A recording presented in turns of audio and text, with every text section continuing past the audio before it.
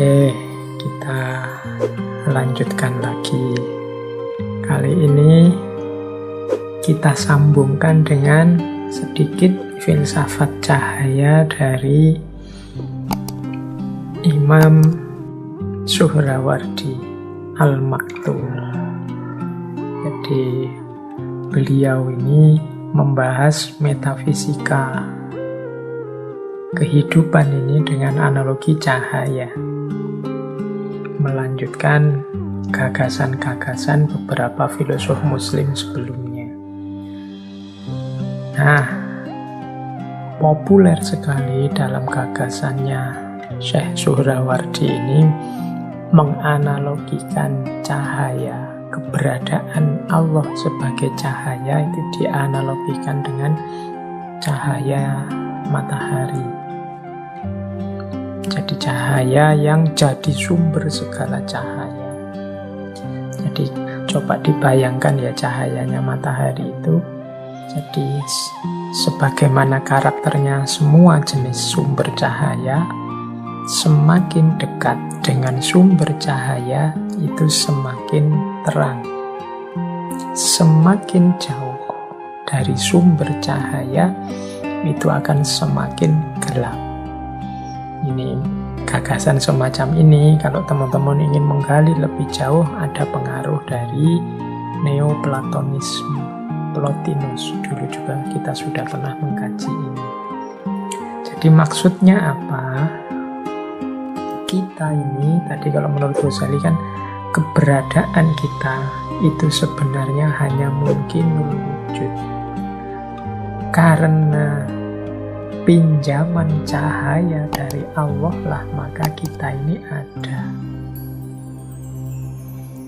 Berarti apa? Kalau ingin cahaya kita semakin terang, harusnya kita semakin mendekat pada Allah, yang itu adalah sumber segala cahaya. Jadi kalau dianalogikan dengan matahari, ya kalau kita semakin jauh dari matahari, kita akan semakin gelap karena semakin jauh dari jangkauan cahaya. Semakin kita mendekat ke matahari, semakin kita akan terang.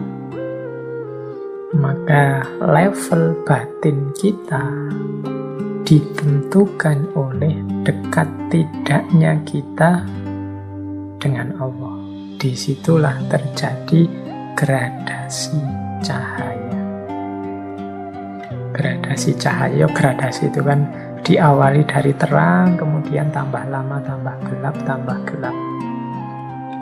Nanti dikembangkan juga gradasi cahaya ini berhubungan dengan tingkatan wujud. Wujud yang semakin jauh dari pusat cahaya, ya wujud yang semakin gelap. Wujud yang semakin dekat dengan cahaya, wujud yang semakin terang, semakin hakiki. Semakin jauh dari cahaya, semakin semu. Nah, jadi ada hubungannya dengan gradasi cahaya dan tingkatan wujud. Hidup kita ini selalu ditekankan ilaihi roji'un, kembali lagi pada Allah. Minggu yang lalu kita panjang lebar membahas misi ilaihi roji'un ini. Berarti apa? Kita berupaya untuk kembali pada pusatnya cahaya, yaitu Allah. Jadi inilah pandangan yang berhubungan dengan cahaya. Jadi dianalogikan dengan matahari. Di batin kita semakin dekat dengan Allah akan semakin terang. Tapi semakin dia terhijab, semakin jauh dari Allah, dia akan semakin gelap. Maka pastikan perjalanan kita itu selalu ilaihi roji'un. Berarti perjalanan yang senantiasa menuju cahaya, bukan perjalanan yang menjauh dari cahaya. Semakin dekat dengan cahaya, semakin naik level wujud kita. Makanya manusia itu ada yang disebut ahsanut takwim, ada yang disebut asfala safilin. Asfala safilin itu berarti manusia yang semakin jauh dari cahaya, semakin jauh dari Allah. Ahsanut taqwim berarti yang semakin dekat, semakin dekat, semakin dekat dengan Allah. Itu tingkatan wujud. Nah, teori wujud ini nanti kalau disambungkan lagi dengan teori penciptaan yang dalam tradisi filsafat Islam dikenal sebagai emanasi, ya penciptaan dunia itu sifatnya memancar dari Allah. Itu sebagaimana cahaya yang memancar. Sehingga ciptaan-ciptaan paling awal, yang paling dekat dengan Allah, ini yang paling terang, paling hakiki. Semakin jauh dari Allah, semakin gelap, semakin gelap. Maka tugasnya yang semakin jauh, termasuk manusia, itu mendekat ke Allah. Menuju pada ranah kehidupan yang lebih hakiki, lebih dekat dengan Allah. Ini kalau dalam dunia tasawuf nanti ada pandangan Nur Muhammad. Nur Muhammad itu limpahan pertama cahaya dari Allah. Berarti dia paling dekat, wong dia yang paling pertama.